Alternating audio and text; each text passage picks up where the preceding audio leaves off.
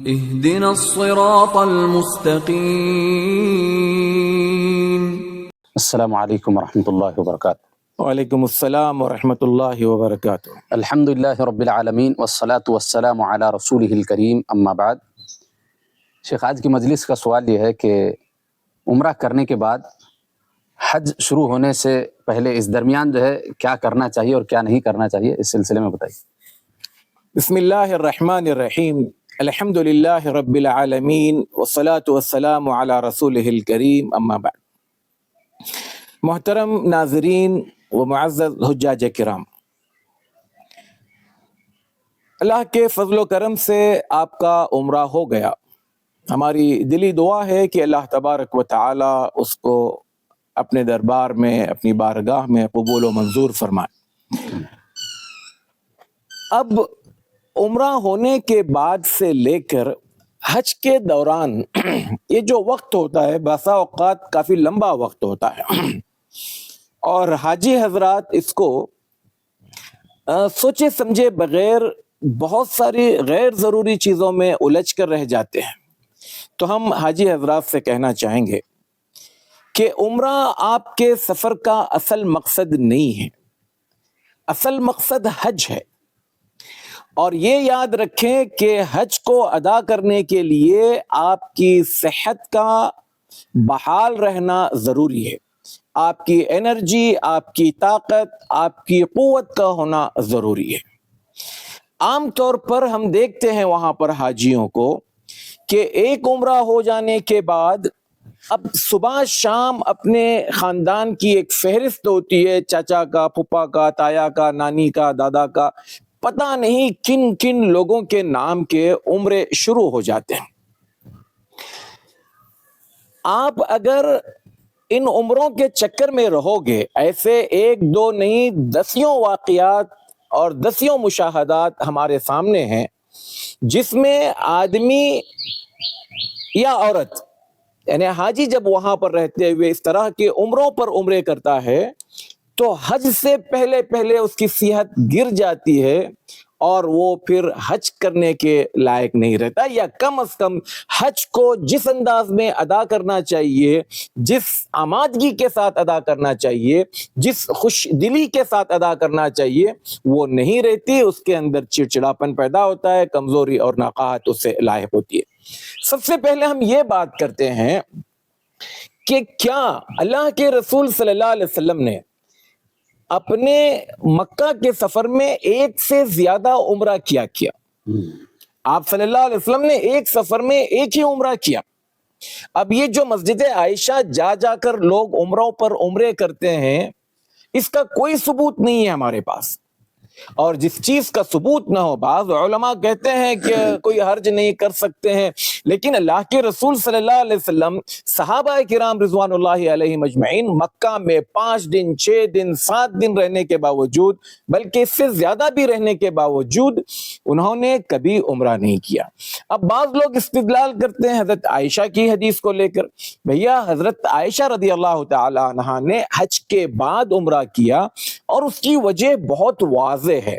جب قافلہ نکلنے لگا تو حضرت عائشہ رضی اللہ تعالی عنہا رو رہی تھی۔ آپ صلی اللہ علیہ وسلم نے پوچھا عائشہ کیا ہوا؟ کہا کہ سب لوگ حج اور عمرہ کر کر جا رہے ہیں اور میں ہوں کہ صرف حج کر کر جا رہی ہوں۔ تو اللہ کے رسول صلی اللہ علیہ وسلم نے عائشہ کا دل رکھنے کے لیے کہا اپنے نسبتی برادر یعنی حضرت عائشہ رضی اللہ تعالی عنہا کے بھائی عبد الرحمن بن ابو بکر کو کہ جاؤ اپنی بہن کو لے جاؤ تنعیم، جو کہ حدود حرم سے باہر ہے، جہاں مسجد عائشہ بنی ہے، وہاں سے ان کا احرام بندوا کر انہیں عمرہ کرواؤ۔ اچھا، اللہ کے رسول صلی اللہ علیہ وسلم نے عبد الرحمن بن ابو بکر سے نہیں کہا کہ تم بھی ساتھ میں عمرہ کرو، جبکہ وہ ہر جگہ پر بہن کے ساتھ رہنے والے ہیں۔ یعنی جب تنعیم پہنچے بہن کے ساتھ میں، مکہ پہنچ رہے ہیں بہن کے ساتھ میں، طواف کر رہے ہیں بہن کے ساتھ میں، سعی کر رہے ہیں بہن کے ساتھ میں، جب تمام تر چیزوں میں عبد الرحمن ساتھ میں ہے تو بھی احرام باندھ لیتے تو ان کا ایک عمرہ ہو جاتا۔ تو یہ چیز ثابت نہیں ہے۔ حضرت عائشہ رضی اللہ تعالی عنہ کا واقعہ ان خواتین کے لیے ٹھیک ہے جن کے لیے حضرت عائشہ رضی اللہ تعالی عنہ کا مسئلہ پیش آیا، یعنی حج سے پہلے حضرت عائشہ رضی اللہ تعالی عنہ اپنی ماہواری کی وجہ سے عمرہ نہیں کر پائی تھی۔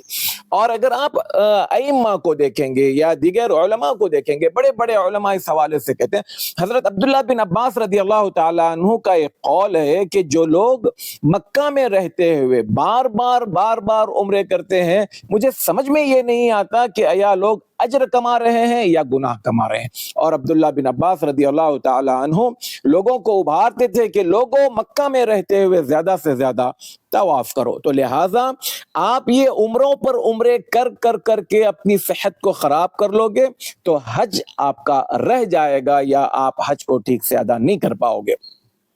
اچھا، ایک اور چیز ہے، اگرچہ کہ شاید علمی نقطہ نظر سے یہ غلط ہو، اہل علم ہو سکتا ہے میرا مواخذہ کریں، لیکن صرف بات کو سمجھانے کے لیے کہ دیکھیں، آپ ایک حاجی حج افراد کرنے والے پر کوئی قربانی نہیں ہے، حج افراد کرنے والا بندہ قربانی ہے ہی نہیں سرے سے اس پر۔ اچھا، جو لوگ قربانی کر رہے ہیں تمتع کرنے والے یا قران کرنے والے، تو وہ قربانی کیوں کر رہے ہیں؟ ان کی قربانی کی وجہ یہ ہے کہ وہ ایک سفر میں حج کے ساتھ عمرہ بھی کر رہے ہیں، لہذا وہ شکرانے کے طور پر قربانی کر رہے ہیں۔ اب اگر کسی کو یہ کہا جائے کہ بھیا ایک سفر میں حج کے ساتھ آپ ایک عمرہ کرنے پر ایک قربانی کر رہے ہیں، اب جتنے عمرے کرو گے اتنی قربانیاں دو، یہ بات اصولاً صحیح نہیں ہے، لیکن مان لو اگر ایسا ہے تو پھر کتنے لوگ تیار ہوں گے؟ نہیں، جیب پر بھاری پڑنے والے ایسی چیز ہم پر نہیں۔ یہ 2 ریال کی بس میں بیٹھ کر جا کر احرام باندھنا اور صبح شام عمرے کرنا، یہ کسی صورت میں بھی صحیح نہیں ہے۔ دوسری چیز، اب غار حرا جانا، غار ثور جانا، دیگر مقامات کی سیر کرنا، یہ بھی اگر آپ دیکھیں گے صحابہ کرام رضوان اللہ علیہم اجمعین نے اللہ کے رسول صلی اللہ علیہ وسلم پر ایمان لانے کے بعد کبھی ایسا نہیں ہوا کہ کسی نے کہا ہو کہ چلو یار جا کر غار حرا دیکھیں، غار ثور دیکھیں۔ تعجب تو اس بات پر ہوتا ہے کہ جوان تو جوان، ہمارے بزرگ بھی اس معاملے میں کسی سے پیچھے نہیں۔ بھیا غار حرا چڑھتے ہوئے پیر پھسل جائے، گر جائے، حادثے کا شکار ہو جائیں، تو یہ سب چیزیں بھی میں سمجھتا ہوں غیر ضروری ہیں، اور وہاں پر ان تمام چیزوں پر انسان کو توجہ دیے بغیر اپنی عبادتوں پر توجہ دینا چاہیے، حرم سے جڑے رہنا چاہیے، حرم کی نمازوں پر، حرم کی عبادتوں پر توجہ دینا چاہیے۔ اور ایک بات یہ بھی کہ وہاں پر جانے کے بعد لوگ بدعات و خرافات ایک الگ شروع کر دیتے ہیں، کوئی سنتیں پڑھنے لگ جاتا ہے، کوئی اس کی دھول جمع کرنے لگ جاتا ہے، کوئی اس جگہ پر اپنے آپ کو پتہ نہیں کیا کچھ کرنے لگتا ہے، تو یہ سب بدعات اور خرافات ہیں۔ ایک بات یہ یاد رکھیں، عام طور پر عمرے کے بعد جب لوگ کہیں پر بھی جا رہے ہوں، ہم نے تو آپ کو بتایا کہ یہ سب مت کریں، لیکن ہمیں پتہ ہے کہ پھر بھی لوگ کریں گے۔ بھئی اگر کرنا ہی ہے تب دوسری باتوں کا تو خیال کریں کہ عرب کی جو دھوپ ہے بڑی خطرناک اور بڑی چلچلاتی دھوپ ہوتی ہے، اور ساتھ میں جو پہاڑی دھوپ ہوتی ہے، گرمی تو ہے ہی ہے، ساتھ میں جو پہاڑی دھوپ ہوتی ہے وہ ہم جیسے لوگوں کے لیے جو خاص کر ٹھنڈے علاقوں سے جاتے ہیں یا نارمل علاقوں سے جاتے ہیں وہ بڑی پریشان کن ہوتی ہے، لہٰذا اس سے بچیں۔ اگر کہیں جانا ہی ہے، بہت ضروری کام سے جا رہے ہیں، تو چھتری کا استعمال کیجئے، گوگل کا استعمال کیجئے، اور شاپنگ کے لیے بھی جا رہے ہیں تو ٹائم پاس کے نام پر اتنا لمبا ٹائم مت گزاریے، جتنا کچھ ہے ضروری چیز اس کو جتنا جلد ہو سکتا ہے آپ اس کو لے کر آئیں۔ وہاں رہتے ہوئے اس سے پہلے بھی ہم نے صحت پر پوری ایک ویڈیو بنایا ہے، اس کو ضرور سنیے گا۔ پانی کا استعمال، کثرت سے پانی پیتے رہیں۔ عام طور پر لوگ بار واش روم جانے کے ڈر سے پانی پینا چھوڑ دیتے ہیں، یا اس وجہ سے بھی چھوڑ دیتے ہیں جب کمروں میں ہوتے ہیں یا حرم میں ہوتے ہیں تو اے سی میں ہوتے ہیں، پیاس لگتی نہیں ہے۔ پیاس صرف گلے کو لگنے پر آپ پانی مت پیجیے، آپ کے باڈی کو پانی کی ضرورت ہے، لہٰذا آپ جتنا پانی پیتے رہیں گے حج کے دنوں میں وہ آپ کو کام آئے گا۔ ہم نے کھانے پر ایک ویڈیو بنایا ہے، یہاں پر ہم خصوصی طور پر اس وقت میں بتائیں گے کہ کھانے پینے میں پر بھی آپ فٹ پاتھ کی چیزیں یا خاص کر عام ہوٹلوں میں بنی ہوئے گوشت کی چیزوں سے آپ پرہیز کیجیے۔ اس بارے میں بہرحال ہم تفصیلات میں نہیں جائیں گے، وہ گوشت کس قسم کا ہوتا ہے کیا ہے، لہٰذا گوشت سے آپ خاص کر عام کوئی اسٹینڈرڈ ہوٹلوں میں جا رہے ہیں ایک الگ بات ہے، عام سی یا فٹ پاتھ پر ملنے والے گوشت کے آئٹم کو بالکل مت چھوئیے۔ اور اسی طرح سے خواتین سے یہ گزارش ہے، اگر رش بہت زیادہ ہو تو آپ حتیٰ کہ مسجد حرام میں بھی نماز پڑھنے کے لیے مت آئیے، بلکہ اپنے کمروں میں نماز پڑھیں۔ آپ کے لیے گھر کی نماز، کمروں کی نماز زیادہ افضل ہے بنسبت مسجد کے. لہذا یہ فارمولا، یہ حکم مسجد حرام کے لیے بھی آتا ہے. آپ وہاں پر نماز اپنے کمروں میں پڑھو گی تو آپ کو وہی ثواب ملے گا جو مسجد حرام میں ثواب ملتا ہے. اسی طرح سے آپ دیکھیں خواتین جو ہے عام طور پر جب اپنے کمروں میں بلڈنگوں میں رہتی ہیں تو وہ اتنی بڑی عبادت کے لیے گئی ہیں لیکن کچھ حرکتیں ایسی ہو جاتی ہیں جو عین اسلامی شریعت کے بالکل خلاف ہے. یعنی اب وہ اپنے گھر کے جیسا رہنے لگ جاتی ہے. مان لیجئے خود یہ دیکھے ہوئے مناظر ہیں کہ ایک کمرے میں مرد، وہ خود بھی ہیں دوسرے بھی مرد ہیں، یعنی ایک کمرے میں 8-10 لوگ رہ رہے ہیں، تو اب وہ مان لیجئے نہانے کے بعد آ کر اپنے بال سکھانا، اپنے آپ کو اس طرح سے کرنا. آپ جو کچھ کرنا ہے وہیں پر رہ کر کیجئے. باتھ روم وغیرہ میں آپ کا یہاں پر اپنے غیر محرم کے سامنے آپ کو چہرہ تک ڈھانکنا ہے، پردے کا اہتمام کرنا ہے، بہت سلیقے سے آپ کو رہنا ہے. اس کا یہ مطلب نہیں اب آپ حج کے 40 دن رہنا ہے تو آپ گھر کے ماحول جیسا لوگوں کے سامنے کھلے طور پر آنا جانا نہیں ہونا چاہیے. اس حوالے سے آپ کو بہت محتاط رہنے کی ضرورت ہے. اسی طرح سے ہمارے بزرگوں کے لیے بھی یہ بات، مردوں کے لیے بھی یہ کہ آپ اپنے بلڈنگوں کے آس پاس میں ہی نمازیں پڑھیں، کیونکہ حرم میں بہت زیادہ اگر رش ہونے کے بعد آپ آنا جانا کر رہے ہیں تو یہ بھی آپ کے لیے ٹھیک نہیں ہے. ایک بات یہ یاد رکھیں کہ اللہ کے رسول صلی اللہ علیہ وسلم جب حجۃ الوداع کے موقع پر آپ وہاں پر مکہ میں پہنچے، عمرہ کرنے کے بعد آپ صلی اللہ علیہ وسلم حرم کے پاس نہیں رہے. آپ صلی اللہ علیہ وسلم نے نمازیں حرم میں نہیں پڑھی. ابتح نام کا ایک علاقہ ہے جو مقبرہ ہے، قبرستان ہے، معلّہ قبرستان کے پاس آپ صلی اللہ علیہ وسلم ابتح علاقے میں رہے. وہاں پر آپ تقریباً سنیچر، اتوار، پیر، منگل 4 دن آپ وہاں پر قیام کیا. اس بیچ میں آپ پلٹ کر حرم نہیں آئے، آپ نے نمازیں وہیں پر پڑھی. لہٰذا جو لوگ جوان ہیں، آنا جانا کر سکتے ہیں، رش میں اپنے آپ کو کنٹرول کر سکتے ہیں، ان کے لیے تو ٹھیک ہے. لیکن جو بزرگ ہیں، جن کے چلنے پھرنے میں، گاڑیوں میں اترنے چڑھنے میں دقت ہے، وہ لوگ جو ہے اپنے بلڈنگوں کے آس پاس میں ہی نماز پڑھیں اور اللہ سے امید رکھیں، بلکہ اللہ سے مانگیں کہ اے اللہ ہماری یہ حالت ہے، لہٰذا ہمیں وہ اجر دے دے جو مسجد حرام میں نماز پڑھنے کا ہے. اچھا، راہ چلتے ہوئے کچھ باتوں کا خیال رکھیں. مان لیجئے عام طور پر ہمارے پاس جو انداز ہوتا ہے کہ مرد آگے آگے چلتے ہیں، خواتین پیچھے چلتی ہیں. اگر خواتین ایک گروپ میں ہیں، مرد ایک گروپ میں ہے، 2-4 کا گروپ ہے تو ٹھیک ہے. لیکن اگر میاں بیوی سنگل ہے یا ماں بیٹے سنگل ہیں یا اس طرح سے کوئی اور رشتہ دار ہے، جیسے نانا ہے اور نواسی ہے، اس طرح کے کوئی بھی رشتے، یعنی ایک مرد، تو بہتر ہے کہ وہ لوگ ہاتھ پکڑ کر چلیں. کیونکہ بسا اوقات دونوں الگ الگ چل رہے ہوتے ہیں، درمیان میں کوئی گاڑی آ جائے، بس آ جائے تو تھوڑی سی غفلت بھی ان کے لیے مسئلہ بن سکتی ہے. اسی طرح سے راہ چلتے ہوئے عام طور پر جب ہم راستے میں دیکھتے ہیں، ہندوستانی اعتبار سے ہمارے پاس، ہم پہلے سیدھے جانب دیکھتے ہیں، سیدھے جانب دیکھ کر پھر آگے جا کر بائیں جانب دیکھتے ہیں. وہاں یہ نظام برٹش نظام ہے، پہلے سیدھے، یعنی ہمارے سیدھے جانب سے گاڑی آ کر بائیں طرف کو جاتی ہے. لیکن امریکین رول جو سعودی عرب میں ہے وہ یہ کہ گاڑی بائیں طرف سے آ کر سیدھے طرف جاتی ہے. تو ہمارا حاجی جب روڈ کراس کر رہا ہوتا ہے تو پہلے سیدھے جانب دیکھتا ہے. نہیں، وہاں پر آپ کو الٹا دیکھنا ہوگا، پہلے بائیں جانب دیکھنا ہوگا، اس کے بعد آپ کو سیدھے جانب دیکھنا ہے. ایک حاجیوں کی ایک غلطی ہے جس سے حاجی تو شاید خود پریشان نہ ہوتا ہو لیکن ان کے روم پارٹنر بہت زیادہ پریشان ہو سکتے ہیں. وہ یہ کہ آپ کے کمرے میں مان لیجئے 6 لوگ 8 لوگ رہتے ہیں، آپ کمرہ لاک کرتے ہیں، لاک کر چابی جو ہے اپنی جیب میں ڈال کر باہر کو نکل گئے، حرم کو نکل گئے، شاپنگ کو نکل گئے، اور آپ کا جو روم پارٹنر ہے وہ بیچارہ مان لیجئے طواف کر نمازیں پڑھ کر حرم سے واپس کمرے میں آتا ہے تو چابی نہیں ہے، نیچے ریسپشن میں پوچھتا ہے تو چابی نہیں ہے. بھائی آپ اپنی چابی اپنے ہاتھ میں ہی رکھیں تاکہ ریسپشن میں پہلے آپ چابی تھما دیں، تاکہ آپ کے روم پارٹنر آئیں تو انہیں ان کو جگہ پر چابی ملے تاکہ وہ اپنے کمرے میں آسانی کے ساتھ جا کر آرام وغیرہ کر سکیں. بھیڑ اور رش سے بچیں. وہاں پر الگ عمر کے، الگ بیماریوں کے لوگ رہتے ہیں، الگ الگ شکایتیں رہتی ہیں، تو وہاں پر بھیڑ میں اکثر بیٹھنا کرنا یہ بیماریوں کو دعوت دیتا ہے. اس سے بچنے کی کوشش کریں.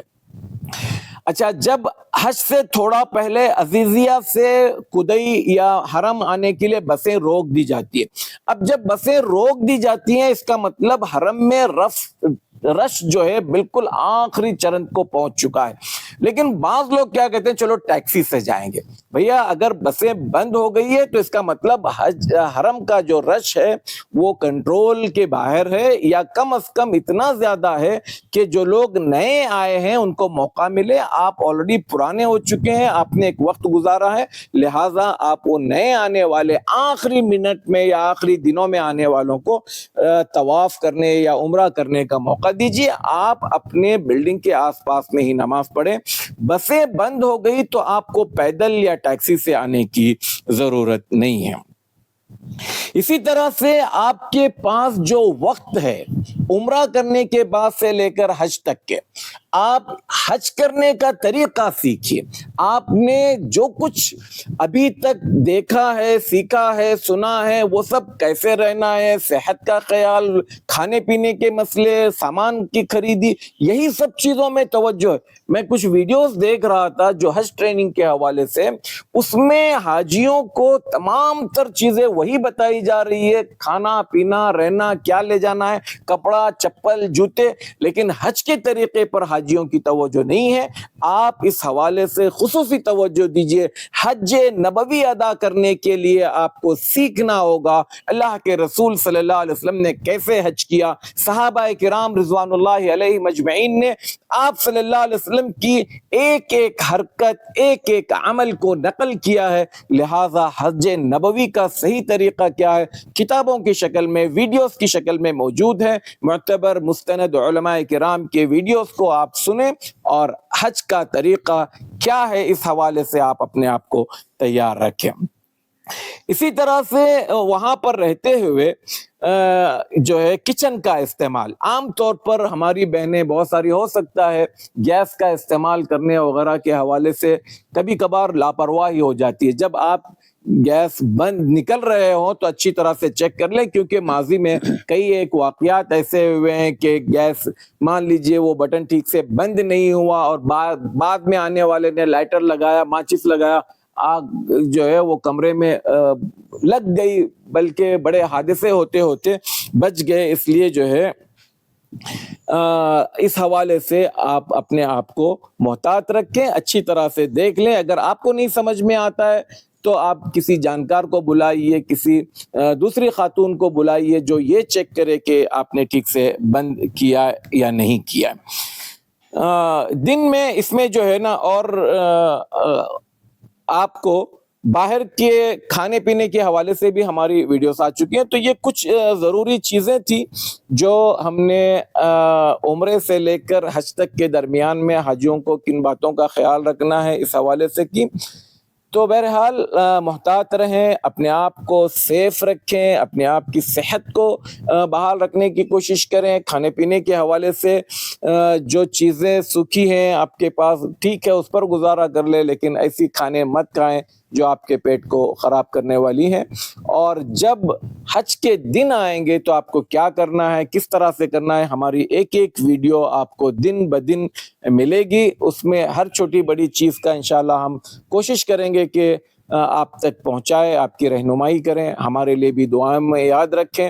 اللہ تبارک و تعالی آپ کے اس سفر حج کو قبول فرمائے اور حج نبوی کے منہج پر آپ کو حج کرنے کی توفیق عطا فرمائے. السلام علیکم ورحمۃ اللہ وبرکاتہ. جزاک اللہ خیر، بارک اللہ فیکم. السلام علیکم ورحمۃ اللہ وبرکاتہ.